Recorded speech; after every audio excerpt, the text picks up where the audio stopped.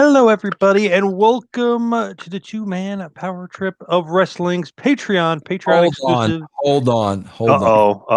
Wait a minute. What is it? Hold on. Bro, you know what you just sounded like? Who? Oh, no.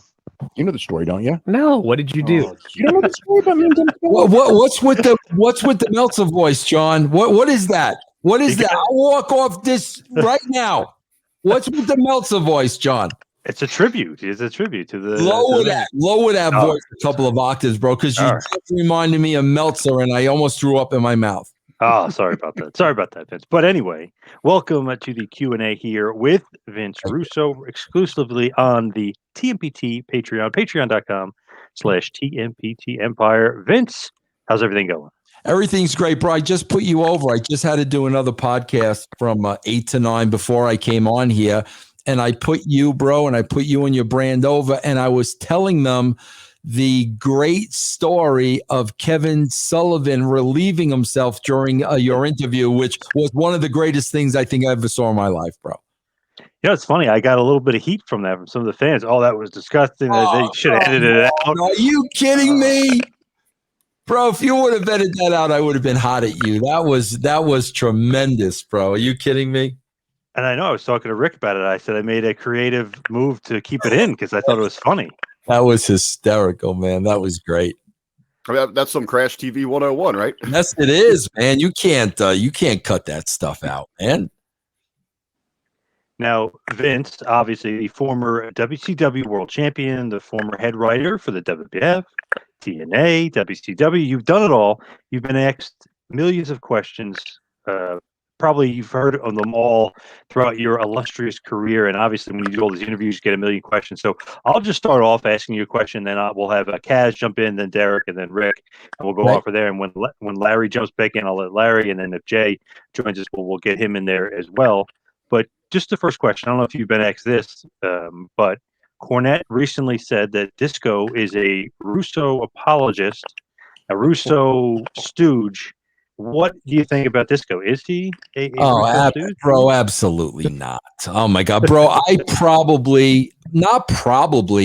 argue more with Disco than with anybody, bro. Like, Disco is the last guy that's going to agree with what I say. I mean, man, if anybody watches our shows, you see, man, me and Disco argue every single week. Absolutely not. Bro, Cornette's a very hateful person. I mean, he just, he has something negative to say about everybody. And, bro, it's kind of sad because I got to tell you, as much as Disco and I argue, bro, he is one of the most nicest stand-up individuals I've ever met in my life. Bro, this was a guy that made a career in the wrestling business, never played politics, never participated in that game, always made you laugh, was always honest, was always there if you needed him. And bro, it's like, man, when you're cutting a promo on somebody like Disco, it's just kind of pathetic to me. But yeah, bro, I don't think if anybody heard our shows, I don't think you'd label Disco a Vince Russo apologist and supporter or anything like that. Why did he say that? Do you have any idea why he said he was a stooge and stuff like that? Where did that come from? Well, supposedly on their Keepin' 100 show, like, Disco talked a little bit about a lot of guys who were labeled as hard to work with. And then Disco said, well, a lot of these guys that were labeled hard to work with kind of worked with Cornette. So is that where it stemmed from? So Glenn was just raising a question. Somebody who heard the show, Buzz Cornette, took Disco's comments completely out of context. Jim never listened to the comments himself. He just took for the word of what a listener said, and that turned into him cutting a promo on Disco. Gotcha. Now, Kaz, you are up. What do you got? All right. First of all, me being from Canada, I'm probably the biggest Bret Hart fan. You can actually call me a mark for Bret Hart. And talking about the Attitude Era, I'm thinking it started back Austin versus Bret, the big double swerve of the big double turn. My question is, did you have a lot of influence in that storyline? The whole Bret Canada versus US, the whole Bret turning heel, the whole just like even the double turn. Like did Bret say, "Hey, I want a character change. I want to like beef up my my career right now. What can we change?" Or did you guys go to him and say, "Hey, what if you turn heel?" Because I find the Canada versus the US storyline was probably like one of the best storylines in WWF history, and especially in 1997. So, just personally, I want to know like how much influence did you have, and like even Bret Hart, Vince McMahon too as well, like because it just rolled on and it was like amazing, and like it never stopped. And Bret he nailed it, he killed it. Yeah. Well, Kaz, let me first tell you by saying, and bro, I've said this a million times. I am a huge Bret Hart mark. You know, bro, Bret has like, I don't know, bro. He has said some things about me, and you know, I mean, I've read where he's like taking some shots at me, bro. He could take all the shots he wants at me. I'm always going to put the guy high up on a pedestal. I don't have one bad thing to say about Bret Hart, bro. Not one. Bro, let me ask you a question. Remember the incident where there was a steel cage match and they were taking down the cage and was that before the double swerve or after? It's ironic you said that because that's exactly what I was watching before I came on here. Yeah. Yes, this was a night before WrestleMania. So this is when Bret had the pipe bomb and said everything was bullshit, pushed Vince McMahon down. This is before the double. Yes, this was the night before WrestleMania 13. Bro, I'm going to tell you something. I remember I was not writing at the time. I was not involved in the writing. I remember watching that in the arena. Bro, that right there was probably the start of the Attitude Era. Yes, that's exactly what I was thinking. You never seen anything like it before. Bret was absolutely amazing. I had nothing to do with the double turn. I was not writing at that point. When it started turning into US Canada, I was getting more involved in the writing. But Kaz, if you notice, bro, and this was really my style of writing.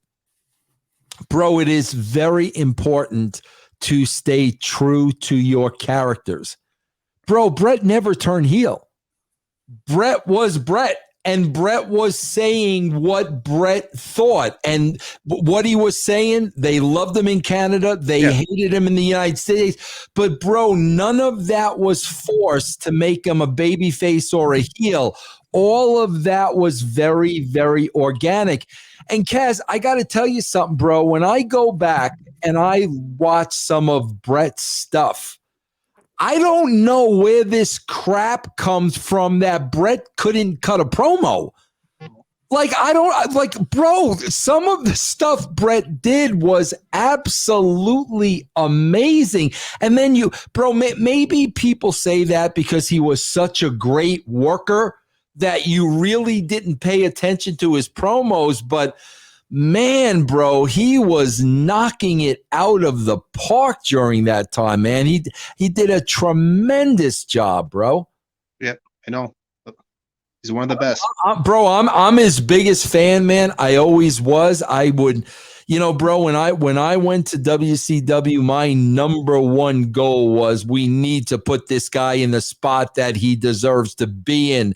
And that was like my number one goal when I got there. And then of course he got hurt and whatnot. But bro, I will never, ever, ever say a bad word about Bret Hart.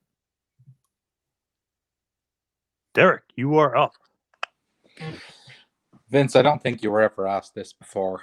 In all the time you worked with Vince McMahon, did he ever hate the idea that you both had the same name? Because in his mind, there is only one Vince. Bro, I swear to God, I am so glad that you asked that question because this is an absolute shoot. Now, bro, you got to understand before I worked at the WWE. I owned my own businesses. I also worked for CBS. Like CBS is a very, very, very big company. Bro, I remember when I started working at the WWE, like the mandate came down officially that they literally, people I worked with had to call me Russo because there could only be one Vince. That is a shoot. And bro, I swear to God, I was like, are you freaking kidding me? Like, is this a rib? Like they were dead serious. And I said, bro, I said, guys, he's not the only one in the world with the name Vince. Like, that's my name. I don't want people calling me by my last name. I find that very, very rude. And somehow, some way it wore off. But yeah, bro, at the beginning, you were supposed to call me Russo because there could only be one Vince. Which I was like, are you kidding me, bro? Yeah, very, very, very true, man. RBV. Rick, what do you got? Well, first off, Vince, thank you for taking the time this evening to sit down with us. An incredible opportunity, and I know that everyone's honored to be here. Well, Rick, do you have any radio experience? Actually, I'm in school now, getting my degree there. I co-host with one of your partners, Ben Hameen. I do the Monday Locker Room with him. Oh, you got a great radio voice, bro. Very, very great. I was going to say, it's what Rip Rogers says. Why are the guys with those voices always so fucking ugly? That's the last thing. Because you really got a great radio voice. That's the last thing he said to me when I talked to him. I said, thanks, Rip. Yeah, that's great. But we know about all the work with WWE, with Impact, WCW, and now today. I mean, you really are, especially in pro wrestling. You're one of the pillars of podcasting. What I don't think gets talked about that really kind of jumped out to me in your great career is even before we could even imagine these podcasting platforms, you actually hosted a wrestling talk show on radio. As you talked about working for CBS, I guess it was through some kind of connections there, but I was curious. Let's see, you did this in the early 90s, Vicious Vincent's World of Wrestling. You ran for around a year there. I'm curious about how you pitched this thing, how the development went, and how was it received then? Well, bro, there was really no pitching it. I paid for the airtime because bro, at that time, my video stores were going out of business and I needed a job. So I invested in myself and I paid for the airtime to do Vicious Vincent's World of Wrestling. But bro, it's amazing how everything comes full circle. Because when I started doing that show, bro, in 1991, bro, I fell in love with radio. Like I did, bro. If I would have had a choice, okay, Vince, you can get a full-time job in as a DJ in radio or a full-time job in wrestling. Bro, I would have taken the radio job in a heartbeat. I fell in love with radio, bro. Bro, to this day, I would take a job in radio in a heartbeat. I don't know what it was, bro. I don't know. I can't put my finger on, bro. I loved radio a million times over ever being on TV or like, bro, I honestly, I did not enjoy being a character on TV. I did not enjoy it, bro.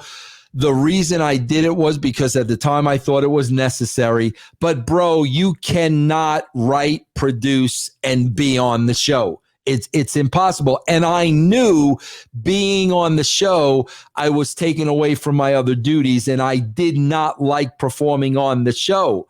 But I always loved radio, bro, and I don't know why. I live in Colorado now, bro. I know a couple of DJs. I'm still trying to get on the radio, here in Colorado. But yeah, bro, like that's the thing I wished I could have done. Bro, a lot of people don't like the fact that, Bro, I wasn't the wrestling mark who had these hopes and dreams of being in the wrestling business. My jobs in the wrestling business, bro, they were jobs. That's how I handled it. I was a writer for WWE, WCW. That was my job. I wasn't doing it out of my love for wrestling, and this was my dream job, and I was dreaming about this when I was a kid, and I was tape trading when I was 4 years old. I didn't do any of that. My true love, bro, always has been radio. That's why I'm just so lucky to be doing the podcasting now, bro. When you launched the radio show, then why wrestling? I mean, why?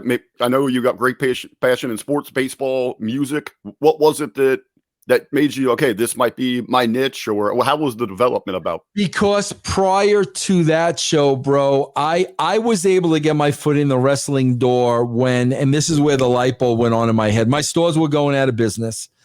And I ran a couple of big wrestling promotions to bring people into my store, okay? And that's where John Arezzi walked into my store. He wanted me to sponsor his radio show. When John walked into my store, I knew my businesses were going out of business and I knew I needed a job. And I'm like, you know what, bro, this may be my foot in the door of another connection, another job. So I started helping John with his radio show. And I started realizing how much I liked radio. When things didn't work out between me and John, that's when I continued on my own with my own radio show. So it was the love of radio, still trying to keep my foot in that wrestling door, because out of all of this, I needed a job. Awesome. Yeah. Now, I guess Larry's connection is bad, but he did write in the private chat here. If Vince Russo could rewrite the Millionaires Club versus the New Blood storyline in WCW, how would he have ended it? Bro, that's a great question. And I don't think I can answer that because, bro, a lot of that was happening organically and we were just going with it. Bro, when we first started that, the idea was they're going to root for the young guys and boo the legends out the building. That's what we thought. It didn't work that way, bro. The fans were going on the side of the legends who we wanted to put out of business, and they were booing the younger guys out of the building. So because that was a surprise, I would have kind of just went with the flow. I would have just wrote it organically as it was happening, like that stuff that happened between Hogan and Kidman. That was all real, bro. That was all very, very organic. So I would have let this story write itself without really determining what the end game was going to be. I did the same thing, bro, at TNA when, for a while there, there was a lot of improvisation going on. We were just improvising. There was no script. There was no nothing. And we were just letting things happen organically. I think that's what the business needs today. We need a realistic backdrop, what's really going on in the world, what's really going on in the industry. And we need to work within that and just kind of organically go with what happens. I think that would be so interesting to so many people. So I don't know where I would go for it, where I would have went with it. I would have just let it play out, man. Whose idea was Hogan and Kidman? Just speaking of that, because obviously Hogan told him you couldn't sell at a flea market. He said that on a radio show. You guys heard that? That was my idea. Exactly. I mean, I'm like, okay, bro, well, let's take this to TV and let's see what Billy Kidman has to say about that. Of course, bro, it fell short because Hogan refused to put Kidman over. So we were very, very limited to what we could do, but that's exactly where we took it from. With WWF, speaking of just random stuff here, so Ed Ferrara did the Oklahoma thing in WCW, but didn't that really start in the WWF because Vince loved his imitation of JR? So I know you guys get a lot of heat for it, but isn't it kind of Vince McMahon's bullying of JR that kind of really was the catalyst of Oklahoma, the character? Yeah, bro. It was, bro. But bro, I swear to God, part of Vince used to love that at WWE. Bro, I swear to God, like you would not even believe. I'm gonna show you this, but I'm gonna get a notebook. So, bro, this is how bad Vince was. We were in a production meeting before a Raw or a pay-per-view. It doesn't matter. And JR had just had his second bout of Bell's palsy. And bro, me and Vince are at the head of the table in front of the room. JR's literally not even 10 feet in the first row looking out at us. Okay. So bro, when the Bell's palsy first happened, like there were moments when it was like JR had a hard time like controlling his tongue, you know, like his tongue would just waggle. He was having a really, really hard time. Right. So bro, this is like how bad Vince was. I'll never forget this, bro. JR sitting in the front row. He asks a question and Vince says to JR, hold on, JR, let me discuss this with Vince. Okay, bro, he's sitting maybe 8 feet from us. So I'm sitting next to Vince. Vince holds his notebook up to kind of shield for me and him to have a sidebar. And Vince looks at me, bro, and starts going like this. Like in the middle of a meeting with the guy sitting. Now, bro, imagine me. I'm like, are you effing kidding me? Like, bro, like seriously? So, bro, that's how, you know, Ed with the Oklahoma started. And bro, I swear to God, as naive and as stupid as we were, part of the reason we were doing it at WCW was to pop Vince, because we knew like Vince was like a big fan of that. And like, that's how it started. Like, we're going to do it on TV and we're going to pop Vince, which was totally asinine and ignorant and stupid. I mean, bro, listen, there aren't many things I would say I would take back. I was ashamed of. I was embarrassed of. I made a mistake. That is the one thing. If I could ever take that back, I regret doing it. I've had the conversation with JR a million times, bro, a million times. And, you know, JR, you know, has forgiven me multiple times. But, bro, that was on me. I'm not going to. Yes, bro, he did do it at WWE. It did entertain Vince. That was no reason for us to do it. It was insensitive. It was cruel. It was freaking horrible. And without a question, my biggest regret in my profession. Cass, you're up. Round 2. What do you got? Well, speaking about the product today, how it's not good. And speaking of like organic reactions, how everything is controlled now and like no one really cares. Going back to the Attitude Era, like 1998, I think it was, one of the biggest pops ever experienced was this old Zamboni, Steve Austin moment in Detroit. And like the minute he drove out on that Zamboni, the crowd just went ballistic. He got on that Zamboni, jumped and started pounding on Vince McMahon. Crowd would not shut up. Like that seemed like organic. Like, did you have any say in that segment as well, like that storyline? 1000%. Kaz, this is like this is what pisses me so much. This is what pisses me off so much about today's product. Bro, Kaz, you got to understand, you know, Monday Night Raw was at a different building and arena every week. Okay, bro, every arena had its own personality. So, bro, what I would do is the second the production meeting was over, what I would do was I'd have my list of all the pre-tapes we had to shoot. Okay. And bro, I would walk around that entire building and I would look for locations that were different, locations that were unique, locations that were cool, to always put you in a different scene.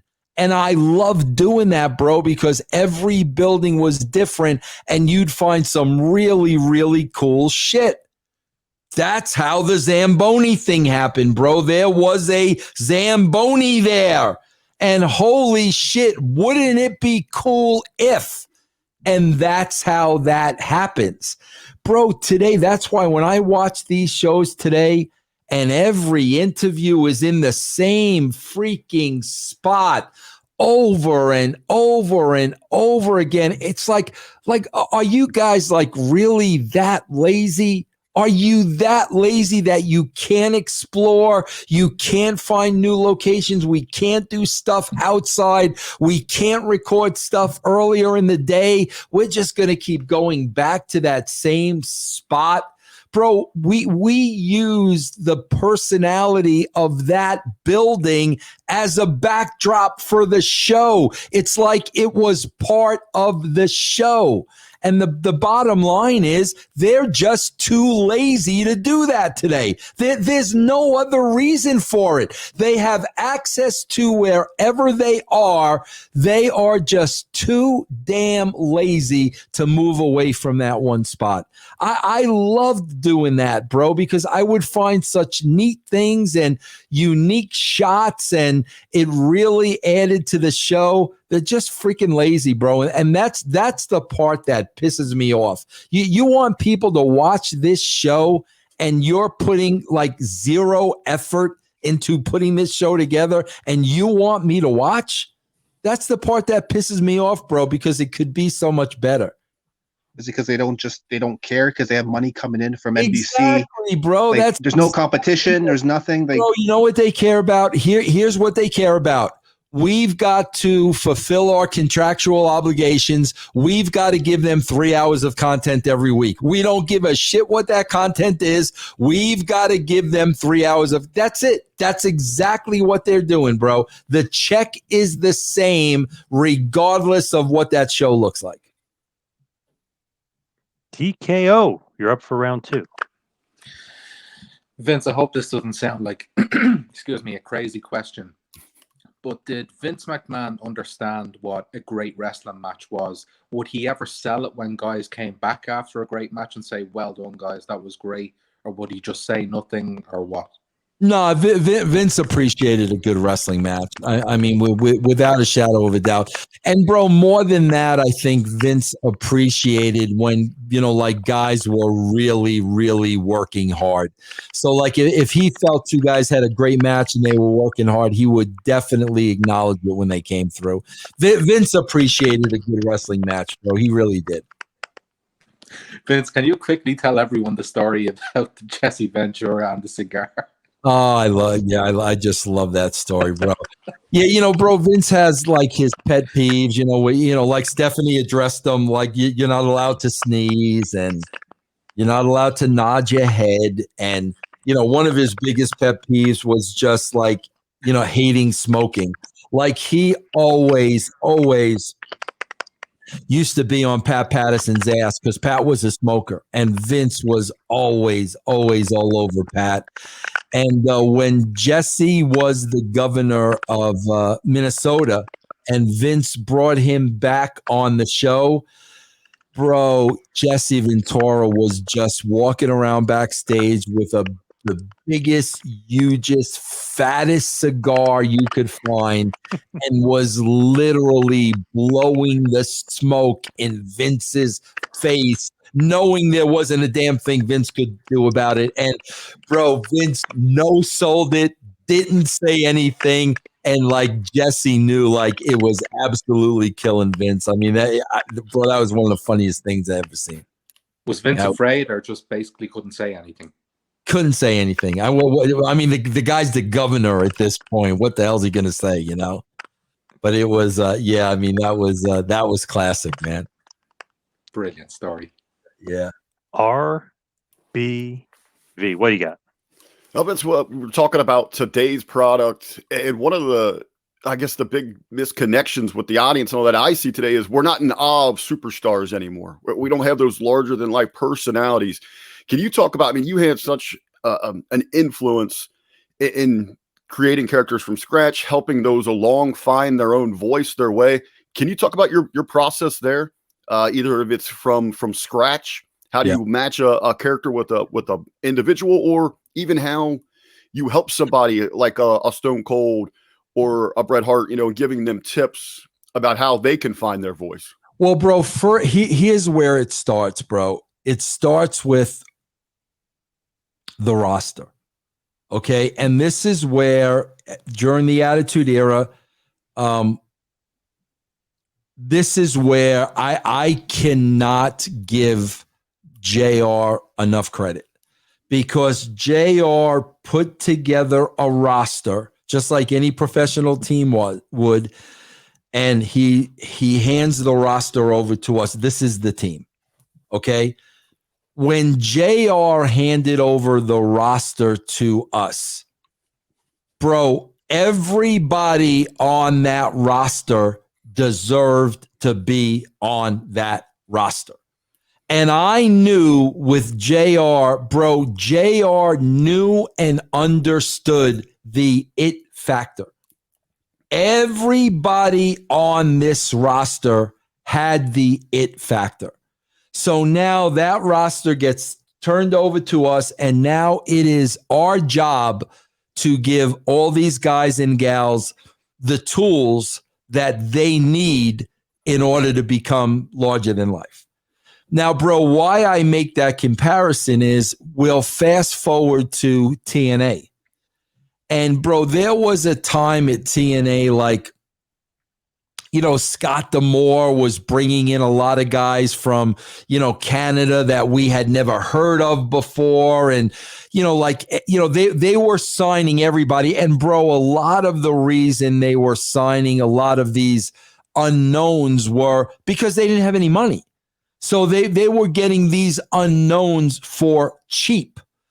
But, bro, I can tell you, when all these unknowns were getting signed, bro, there were times when I would tell Dixie,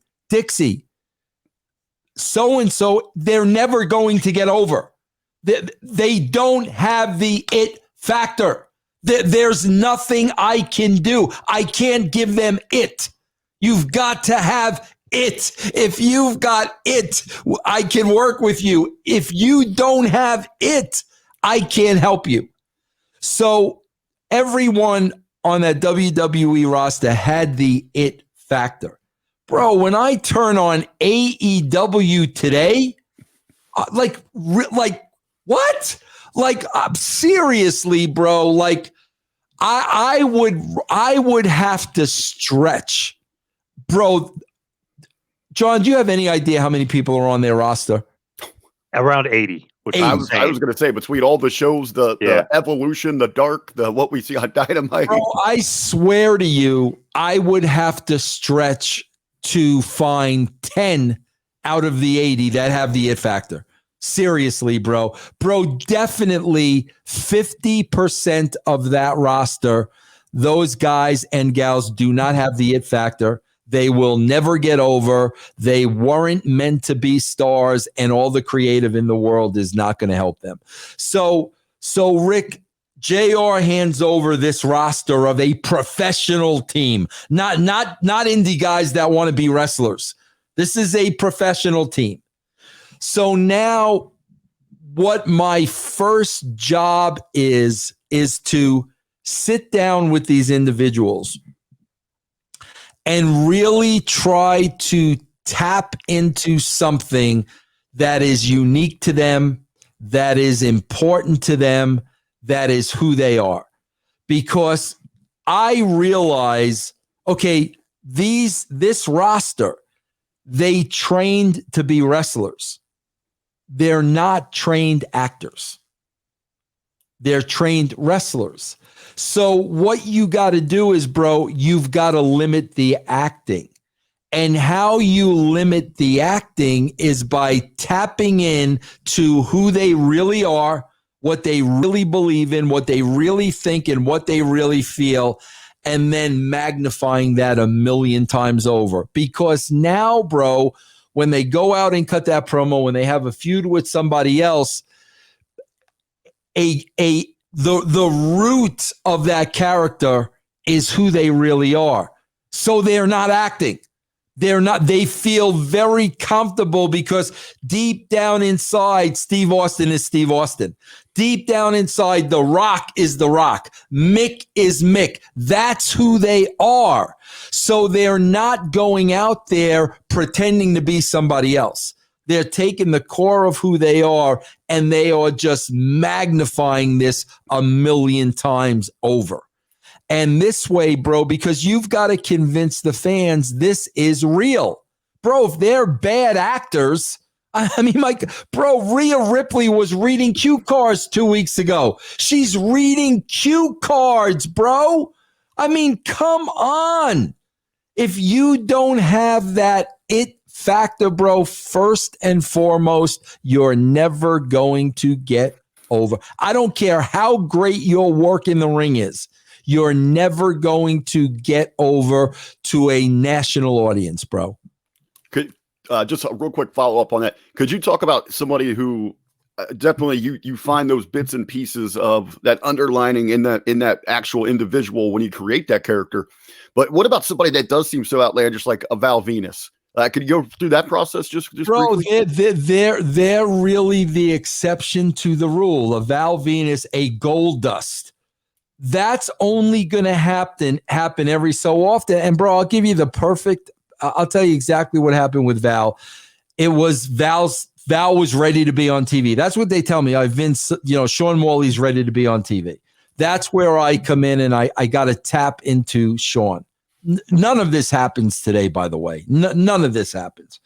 So, bro, I was starting to spend a lot of time with Sean, and bro, he was even back then heavy into politics. Heavy, bro. That's all he talked about. So, bro, while I'm working with him as the writer, like I am the least political guy you'll ever meet. So, like, while he's having these in-depth conversations with me, I'm saying to myself, bro, I'm not going to be able to write that for you. I don't understand that world. So I was really at a crossroads and I'm like, bro, I'm not going to be able to, I can't reach his level of politics. I can't do that. But I just, bro, the more I looked at him, I'm like, man, bro, like this guy just looks like a sleazy porn star. Like that's what he looks like to me. He looks like a sleazy porn star. And bro, I'll never forget. And when I pitched Vince, that's exactly what I said to him, bro. He's all about politics. I can't write for that. I said, but Vince, this guy just looks like a sleazy porn star. And I remember giving Vince the name Val Venus. But see, bro, that's the it factor. When Sean Morley did Val Venus out the gate, you thought he was a sleazy porn star. Like it was unfreaking believable. He became, the first time we shot vignettes, he became that guy. But bro, let me tell you, things like that and things like Goldust, those are the anomalies. They don't happen often, very, very once in a while. But yeah, bro, Sean Morley, he became, I don't know how he tapped into it. I know he didn't have any acting experience or anything like that, but man, he embraced that character. But again, bro, to me, that's the it factor. For you to be a performer and perform in front of people and to, extract an emotion from those people, bro, that's an art, and that you need the it factor to do that. Very nice. The next question from Larry is, whose idea was it to hang the Big Boss Man at WrestleMania 15? Did the visual of that bother you, Vince? And it definitely did for some of the fans. Yeah. I mean, it was probably mine. You know, I mean, I'm sure it was. Bro, that's the thing, man. You know, you always hear, you know, again, bro, you know, the folklore about Vince Russo, okay? And you'll always hear, well, Vince Russo was only successful at the WWE because Vince McMahon was the filter, and everywhere else he went, he was a failure, and this, that, and the other thing. Yeah, meanwhile, TNA would kill to have 2 million viewers a week. But so would WWE. Yeah, bro, here's the difference. When you're writing for the WWE, and you're and you know you have their money and their resources and their production, you can write anything, bro. You can write anything, and you know, I don't know how they're going to do this, but I know they're going to do it, and it's going to look damn good. When we're writing that out, I don't, you know, the guy who did all that stuff, his name was Richie, and he was actually a magician. Richard Curtis. He was unbelievable. When I'm writing that, I don't know how Richie's going to do it, but I know Richie's going to gimmick it, and it's really going to look like Boss Man is. I know that's what it's going to look like. So you have the freedom to write anything because you know your team is capable of doing it. Bro, when I'm writing for TNA, there was a price tag involved. You could not write things that were going to cost money. You could not write, you know, big spectacles. You were working under a very, very tight budget. On top of that, they didn't have the people in place that were capable of making it look like a Hollywood production. So as a writer, bro, it's not carte blanche anymore. They don't have the money to do this stuff. They don't have the resources to do this stuff. So I can't write on paper what's in my head because I know they can't do it. In the WWE, they could do anything I wrote, and I knew it. Bro, when DX invaded WCW, I wrote on the script, DX drives a rocket launcher up to the building, knowing they'll find a rocket launch. I don't know where. I don't know how much it will cost. When we arrive at TV, there will be a rocket launcher. You can't write that for TNA. It's never going to happen, bro. And people don't understand that, man. When you're creative and you can write anything, it's going to be unbelievable. But when your writing and creative is limited, bro, there's only going to be so much you can do. So, you know, yeah, we did write that knowing damn well it was going to be 100% safe. You know, they would rehearse it, they would go through it, but by God, it was going to look like Big Boss Man got choked to death. With Steve Austin and that whole, you know, time period of the Attitude Era and the push, is it true that McMahon only cared about what he was doing on TV and Vince entrusted you with the script? Is that pretty much how it went? Yeah, bro, you know, I'll never forget it. Like when Austin won the title, I remember the TV, bro. It was the TV where Austin went out there wearing the tie and the whole 9 yards. Yep. That night, I'll never forget, Vince pulled me to the side and he said to me, Vince, from here on in, your number one priority is Austin. You're always to be by his side. Nothing else matters. Your number one priority is Steve Austin. And even when we wrote the TV, bro, what Vince always wanted to know was, what's the top guy doing? Everything else underneath that, bro, he really didn't care. He wanted to know what, and the top guy's usually the champion. What is the champion doing on the show? That's what he wanted to know. Everything else, we just wrote on our own, and it was fine with him. Kaz, you're up for round 3. What do you got? I want to play off of what RBV and you talked about wrestlers and characters coming out of their shells, and I always go back to like you said, Mick Foley. He was, when he started, he was like the mysterious, like Undertaker, Supernatural feud. 97, he still played that same character, but during 97, he started to come out of it.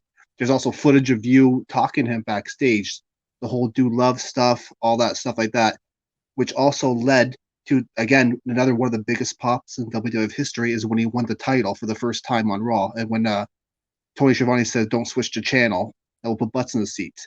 That was probably the switch in like the whole WWF beating WCW. Like that pop was unbelievable. Like also, was Vince McMahon behind pushing Mick Foley, or like did you have any influence in him, and influence in Vince to like, hey, this is the guy, we're breaking him out of this mankind character and give him more of a realistic character.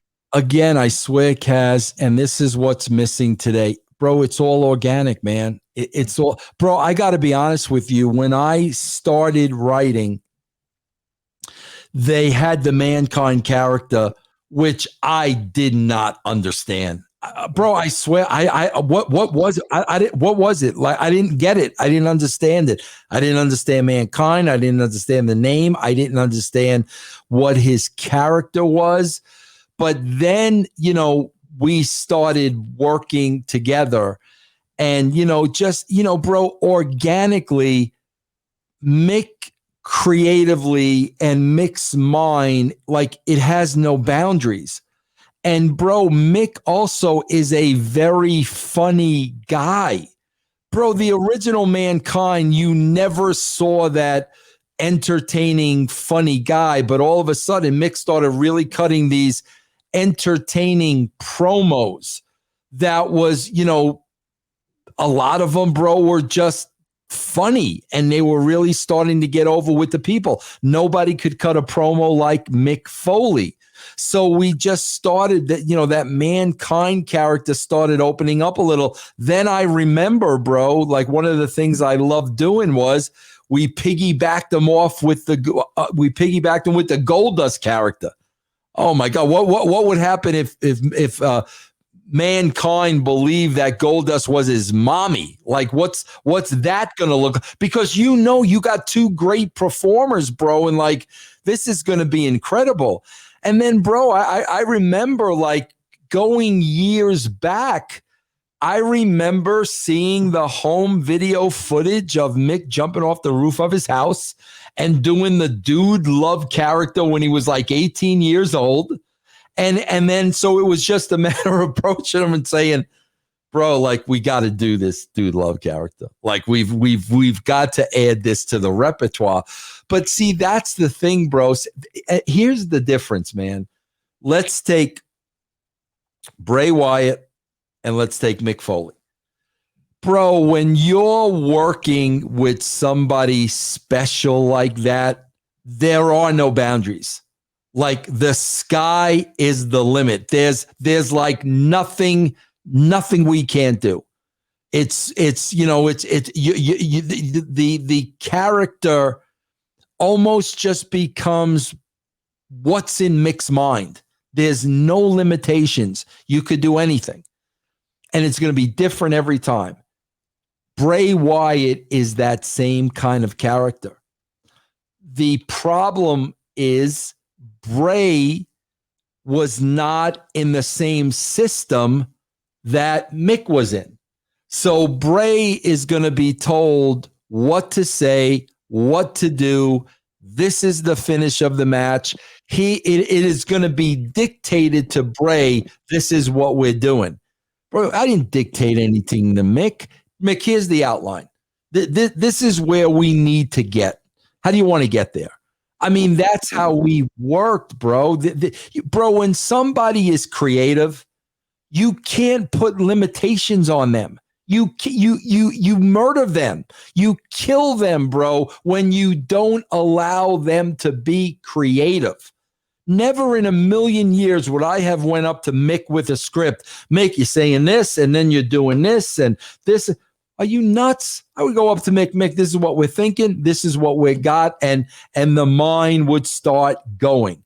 I swear, bro, if there is, man, I've been out of the business now, bro. Like, shoot, I mean, it's going on 10 years that I've been out of the business. Bro, I would give anything to work one-on-one with Bray Wyatt. I would give, see, now if Vince McMahon were to offer me money as a consultant, Vince, you work with Bray. You guys do whatever you want. You tell us every week what this character is doing. Bro, I would do that in a heartbeat, because getting to work with somebody like that would just be like an absolute honor. And what they've done with that talent, like literally, bro, it breaks my heart. I feel so bad for the guy because the system has failed him. And bro, the system should not be failing you. The system should be helping you. Very true. DKO, Derek, round 3. Okay, Vince, I've never heard you talk too much about it. Your last run with WWE. Can you summarize it? I know it was fairly brief, but I've never heard much other than Vince told you that you'd have to eat shit for a while, and then you fell out with Stephanie McMahon. Yeah, no, bro, like I said, man, 3 years later, I walked into a totally different world. And like, I knew, bro, like I knew I didn't want to believe it, but the reality was I would never have been successful in that structure. It would have never worked. It was a totally different world. There were now layers on top of layers on top of layers. And I knew, bro, the minute he brought me in, Vince and I were meeting secretly for a while, and we came up with a deal. We came up with money, the whole 9 yards. And bro, I remember when he brought me into that writer's room, I was like, bro, this is not going to work. Then he put me on the phone with Stephanie, and I'm like, this is not going to work. That's why, like, people talk about like now, like, would you ever go back now? Oh my God, bro. There would be no way I could ever be successful in the structure and the environment that they've created. I just could never do my thing, bro. It would be a total waste of time on everybody's part. RBV, round 3. You're on mute, Rick. I always do that. It's been about a decade or so since you've been removed from that aspect of the business. You've always known, you got the Russo swerve, you got Crash TV. You always seem to really be able to mirror what was happening in society in your storytelling. So now in 2021, what would a Vince Russo product look like?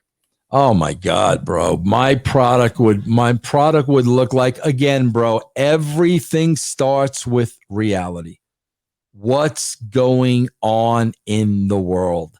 So my backdrop of the wrestling business would be the reality of the world and the reality of the wrestling business. That's what my show would be.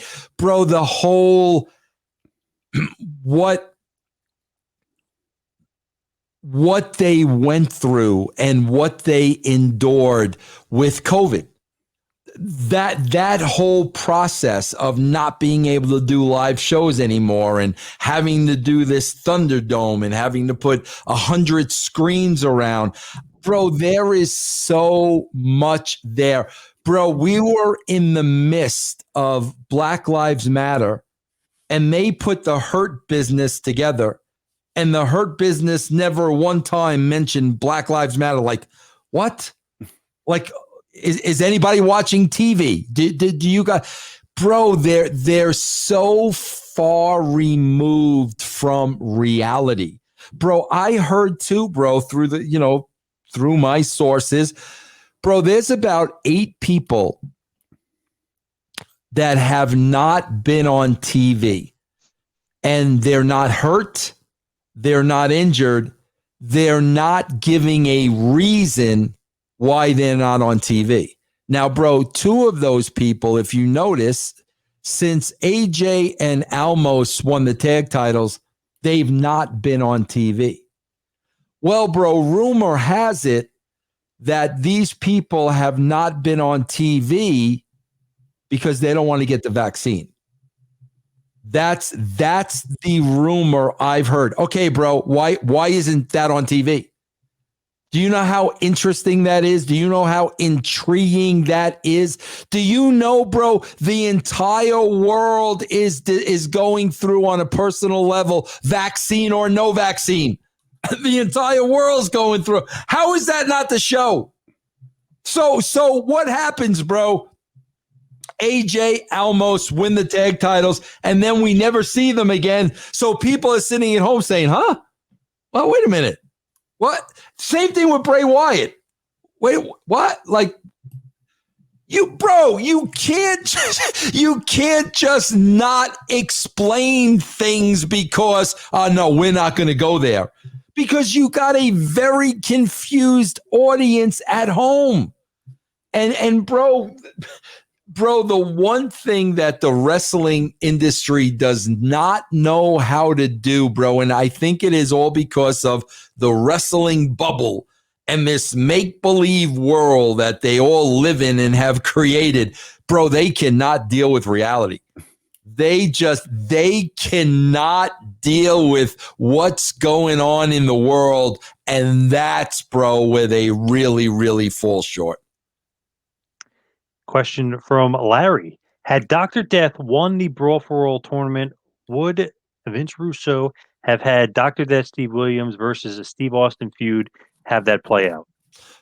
Probably. I mean, but that was never the plan. That was never discussed. Again, bro, it's like the way we wrote it, bro, it was organic. So like at that time, if we would have felt that was the way to go, that's what we would have done. But it was just really organic, bro. There's a lot of absolute bullshit out there that, Steve Williams was supposed to win and, we wanted to have an angle between Williams. Bro, that was never discussed, ever. Never one single time was that ever discussed. So it probably would have happened, but we never discussed it prior. Where does that come from, that rumor? Because that's been out there for a long time. That comes from that was in JR's head. It was in JR's head that Steve Williams is going to go over and then he's going to be in a program with Austin. That was in JR's head. That was never, ever discussed creatively. Now, bro, listen, I'm not privy to conversations with JR and Vince. And I'm sure JR pitched that to Vince. I'm sure. But I am telling you, in the creative meetings, when we were sitting there writing this, that was never, ever, ever discussed, bro, ever. Did Bart Gunn get punished for winning? In what terms? He wasn't really used much after that. Then he obviously got the Butterbean fight, got knocked out, but it wasn't really used much after that. Yeah, bro, listen, I'm going to put that, I'm going to take responsibility. I'm going to take responsibility of that. Bro, listen, Bart's shortcomings in the wrestling business were always his promos. He was not good on the mic, and he just didn't have much of a personality. And that's what really held him back. So even though he won the Brawl for All, you're still dealing with the same problem. If you're going to push him and you're going to get behind him based on the Brawl for All win, bro, he still has to go out there and give convincing promos. And think about that, bro. If you book him in something with Austin, think of him and Austin in a ring, cutting a promo, going back and forth. Austin's going to eat the guy for lunch.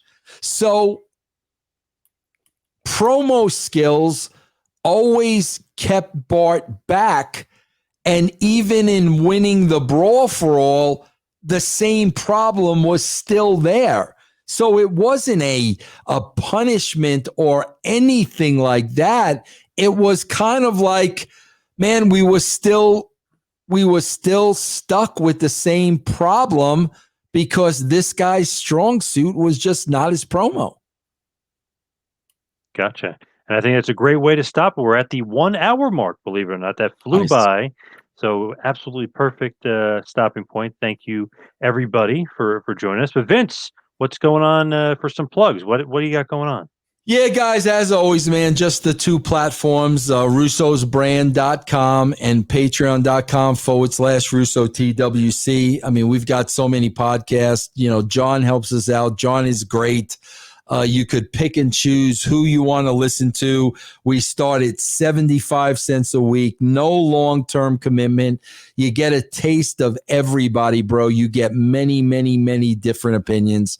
So just try that out, man. russosbrand.com, patreon.com/RussoTWC. Kaz, you got any plugs you'd like to throw out there really quick? No real plugs. I'm just happy to be here and happy to share media with Media Group and Russo's Brand. Happy to share clips. Happy to on social media.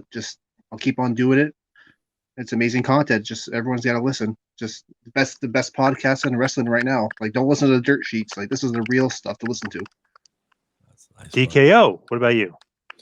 You can catch me on Twitter at Derek O'Reilly 13, on Twitch at DKO 1988, and me and JP have got another interview coming up this week. It'll be a nice one. Nice. RBV, what do you got? Well, as always, a proud partner of all the amazing projects going over with the Russo brand is the Hameen Media Group. We are still out in limbo looking for that landing space, that new home. But don't fret, you can get all of your regular content, all the free content available on Patreon. That's your locker rooms, your reviews. That is patreon.com/Hameen Media Group. And you can keep up with me, all things RBV, across all social media at The Real RBV. And of course, Larry is on Instagram at A Wrestling Historian. Got great stuff, great content over there. You can check him out. Also on Twitter at Let's Go Back to WCW. Great stuff on there as well. And of course, for me, you can follow me on Twitter and Instagram at Two Man Power Trip. Check out the website, tmptempire.com. And of course, patreon.com/tmptempire. Vince, thank you again for joining us. Really appreciate all the John, time. do I get the link to this? Because I want to take your opening introduction and I want to put that on my roadcaster. I gotta have that on my roadcaster. Sure. Okay, Yeah. can you please send me that clip? Yes. All right, thank you very much, John. All right. No, guys, it's been great, man. Listen, man, those were, I swear, bro, like every time like I've got to do an interview or something, I'm like, oh man, because bro, it's the same questions. You guys had great questions, man, and you guys had in-depth questions. And you know, bro, I love when I get asked things that you've put some thought into, not just like the blanket questions. So I just want to thank you guys, man, for really, you know, taking the time to put the thought into questions. Great questions. And I just want to thank you guys for all your support, man. Thank you, sir. Thank you, Vince. Thanks, Thank you, Vince, Vince. for everything you do, Vince. The brand Thank you, is man. brilliant, and it's for pennies. Thanks, bro. I Like it really appreciate is. that. And That's Thanks a Life lot. is a free show for everybody, and it's a phenomenal show. Yeah. Thank you very Thanks, much. man. Thanks a lot. Don't bro. stop what you do. Don't stop. Thanks. Yes, please, Vince, don't ever stop, because it's really essential, especially right now. It's all the entertainment we get. And I mean, Hameen Media, RVB, you can take this back to Ben. You guys do brilliant work. It's just, I honestly, if I hadn't have run into the brand, I wouldn't have found Hameen Media, and I wouldn't have the contacts I have today. Thank you all very, very much, and please stay safe. Much appreciated. Thanks, bro. And thank you, everybody out there, for tuning in. And thank you to the Patreon members or patrons. Thank you, guys. And thank you, Vince. All right. Have a good one, everybody. Yeah. Take care, John.